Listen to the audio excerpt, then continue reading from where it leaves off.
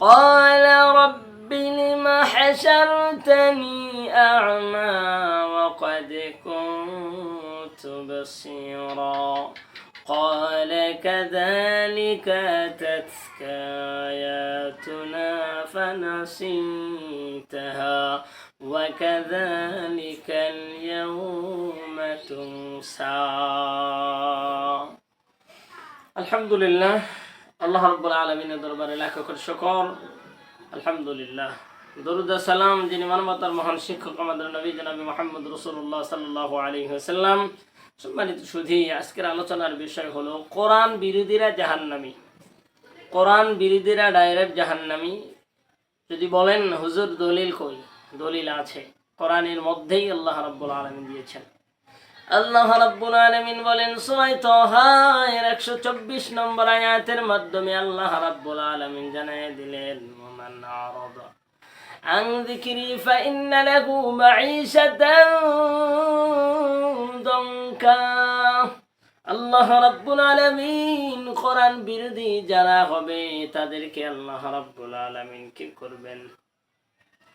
যারা কোরআন থেকে মুখ ফিরিয়ে নিবে তাদের জন্য কয়েকটা শাস্তির কথা আল্লাহ রাব্বুল আলামিন বলে দিলেন।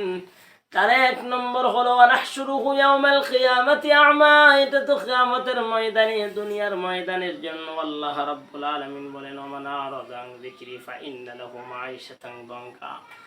মাঈশাতান দানকা এর ব্যাখ্যায় মুফাসসিরিনে কেরাম বলেন আল্লাহ রাব্বুল আলামিন যারা কোরআন থেকে মুখ ফিরিয়ে নিবে তাদের জীবন সংকীর্ণ বানিয়ে দিবেন আল্লাহ রাব্বুল আলামিন।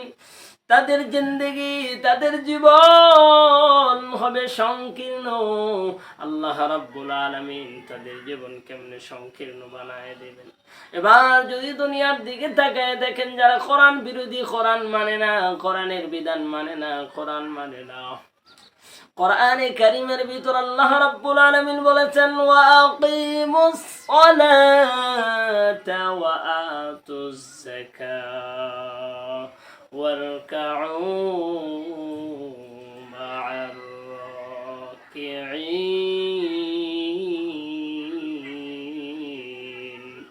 আল্লাহ রাব্বুল আলামিন বললেন তুমি নামাজ পড়ো, আকিমুস সালাহ, নামাজ কায়েম করো, নামাজ প্রতিষ্ঠিত করো।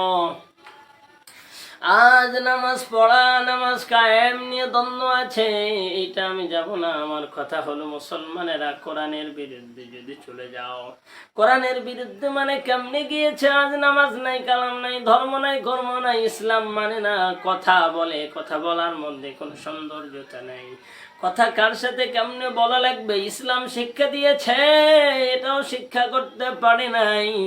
এক কথা কোরআন সুন্নাহর বিরুদ্ধে আচরণ যারা করবে আমার আল্লাহ বলেন তাদের জীবন আমি সংকীর্ণ বানায় দেব। দুনিয়ার দিকে তাকায় দেখেন কত মানুষ আমাদের কাছে এসে বলে হুজুর শান্তি নাই, বড় অশান্তির মধ্যে আছি। কেন? ছেলে কথা শোনে না, মেয়ে কথা শোনে না, স্ত্রী তো কথা শোনে না, সংসার থেকে বালা মুসিবত দূর হয় না। এগুলোর বিরুদ্ধে মানে কারণ কি? যারা কোরআন সুন্নাহ বাদে নিজেদের মন চাহে জিন্দেগি সাজাইছে, আজ পর্যন্ত দুনিয়ার ময়দানে কেউ সফল হতে পারে নাই।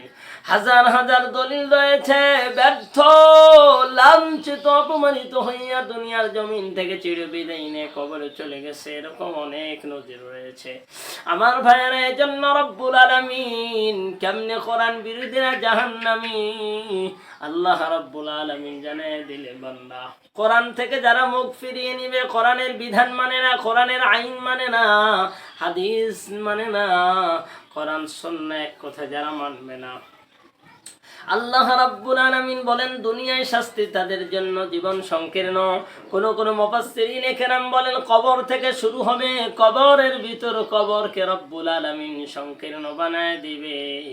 আর কবর কেমনে সংকীর্ণ হবে? নবীজি সাল্লাল্লাহু আলাইহি ওয়াসাল্লাম এ ব্যাপারে হাদিস বলতে গিয়ে নবী বলেন কবরের এক পাশের মাটি আর এক পাশে কিভাবে চাপ দিবে। পয়গম্বর আরবি সাল্লাল্লাহু আলাইহি ওয়াসাল্লাম এই হাতের আঙ্গুলের মধ্যে এরকম দিয়ে এরকম ভাবে বললেন এইভাবে মাটি, কবরের মাটি চাপ দিতে আরম্ভ করবে। আমার ভাইয়েরা, আমার তো বিশ্বাস দুনিয়ার জিন্দেগি থেকে শুরু হয়ে যায়, লোকটার মধ্যে কোথাও কোনো সময়ের জন্য শান্তি খুঁজে পাওয়া যায় না, বলে না না কোনো শান্তি নেই, বড় শান্তির মধ্যে রয়েছি। আমার ভাইয়েরা, বাস্তব প্রমাণ রব্বুল আলামিন সূরা তাহার 124 নম্বর আয়াতের মধ্যে এই কথাটাই বললেন। এরপরে আল্লাহ তাআলা বলেন, এটা দুনিয়ার মধ্যে যদি ধরেন দুনিয়াতে গেল, পরকালে কবরে যদি ধরেন এটা কবরে গেল। আল্লাহ রাব্বুল আলামিন বলেন এবার হাসরের ময়দানে, ওয়া নাহশুরুহু ইয়াওমাল কিয়ামাতি আমা, কিয়ামতের দিন রব্বুল আলামিন এই লোকগুলিকে অন্ধ করে উঠাইবেন। অন্ধ যখন বানায় দিবেন, লোকগুলি অন্ধ হয়ে হাসরের ময়দানে উঠবে। এবার লোকেরা এমনি বসে থাকবে তা না, আবার লোকেরা আল্লাহকে বলবে, ক্বালা রব্বি, হে আমার রব, লিমা হাসারতানি, কেন আমাকে অন্ধ বানানো হইল? আমি তো অন্ধ ছিলাম না, আমি ভালো ছিলাম, আমি চক্ষুওয়ালা ছিলাম, আজ হাসরের ময়দানে কেন অন্ধ? এই জন্য কোরআন বিরোধী ভাইয়েরা খুব ভালো করে শোনেন। আজকে দুনিয়ার ময়দানে দুনিয়ার ক্ষমতা সম্পদের কারণে আপনি ভালো আছেন, ক্ষমতা আছে, চোখ আছে, এর জন্য কোরআনকে বৃদ্ধাঙ্গুলি দেখাই দিলেন, কোরআনকে এরকম ভাবে ছেড়ে দিলেন, কোরআনের বিধিবিধান নবীজির আদর্শ গ্রহণ করলেন না, অহংকার তাকাব্বুরি করলেন। রব্বুল আলামিন হাসরের ময়দানে আপনাকে যখন অন্ধ বানাইবে, তখন কিন্তু আপনি বলবেন, লিমা হাসারতানি, ও আল্লাহ কেন আমারে অন্ধ বানাইলে? আমি তো অন্ধ ছিলাম না, দুনিয়ার ময়দানে চক্ষুওয়ালা ছিলাম। আমার আল্লাহ তখন জবাব দিয়ে বলবেন, ক্বালা কাযালিকা তাতকা আয়াতুনা ফানাসিতাহা ওয়া কাযালিকাল ইয়াউমা তুনসা। আল্লাহ রাব্বুল আলামিন বলেন, তোমার সামনে আমার কোরআন গিয়েছিল, এটা তুমি দেখো নাই। উলামায়ে কেরাম দাঁড়ে দাঁড়িয়ে গিয়া বলেছিল, কোরআনের বিধিবিধান তুমি মানো নাই, যাকাত দাও নাই, হজ করো নাই, ইসলাম মানো নাই। আমি আল্লাহ রাব্বুল আলামিন অর্ডার করেছিলাম 5 ওয়াক্ত সালাত আদায় করো, নামাজ প্রতিষ্ঠিত করো, সমাজের ভিতরে ইনসাফ কায়েম করো, কিচ্ছু করো নাই। এই জন্য রব্বুল আলামিন বলে, সেদিন তুমি অন্ধ হয়েছিলে, দেখেও না দেখার ভান করে করে চলেছো। আজ আমি আল্লাহ রাব্বুল আলামিন তোমাদের এমন অন্ধ বানাইলাম, তোমাদের কোনো কাকতে মনতে দয়া ময়া আল্লাহর কাছে সেদিন কার্যকরী হবে না।